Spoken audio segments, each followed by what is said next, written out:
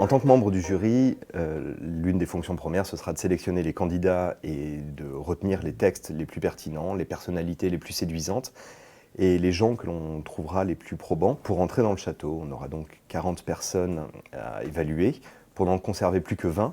Et sur ces 20, il nous faudra les meilleurs écrivains, ceux qui sont les plus à même d'animer la vie du château et d'avoir une production littéraire la plus convaincante possible. Pour ma part, en tant que critique littéraire, chroniqueur d'ouvrages et journaliste, j'aurai plutôt une fonction d'observateur et peut-être celle de savoir ce qui est le plus à même de séduire le public. Alors, si je me fie simplement à mon expérience de critique, pour devenir un best-seller, le livre doit être écrit par Marc Lévy, Guillaume Musso ou Catherine Pancol. Ce sont manifestement des prérequis. Maintenant, il n'existe pas de remède ni de potion miraculeuse permettant de faire d'un livre un best-seller.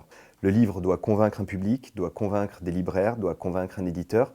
Ça rentre dans tout un processus, une chaîne qui aujourd'hui s'est largement diversifiée, puisqu'on a également une présence sur les réseaux, une communication autour de l'œuvre qui se fait par Internet.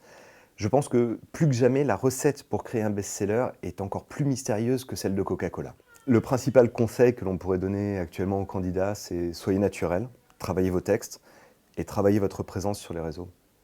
Faites en sorte qu'on vous remarque, faites en sorte que vos textes soient les plus concluants et les plus convaincants possibles, mais avant tout, soyez vous-même.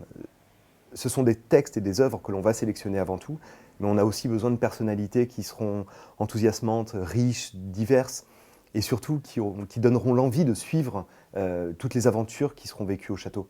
Donc oui, pour la promotion de votre candidature, soyez le plus spontané possible, n'inventez pas des choses qui ne vous ressemblent pas, ça se remarquera et ce sera disqualifiant nécessairement. Au terme des 20 jours que les candidats vont passer dans le château, on aura donc un livre.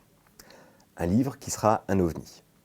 C'est simple, 20 personnes, 20 personnalités, 20 types d'écriture distincts. On va avoir un livre probablement rarement vu. Pas jamais, des travaux collaboratifs existent, il y a eu des expériences sur le web de travaux simultanés d'écriture, mais on aura certainement un ouvrage qui va refléter 20 journées complètes vécues les uns avec les autres, d'une part, et d'autre part, 20 personnes qui auront dû concéder sur leur texte, concéder sur leur écriture, et ça va être compliqué. On aura un ovni, dans tous les cas. Et c'est très bien, puisqu'on n'était pas convaincu qu'il y ait une présence extraterrestre ailleurs.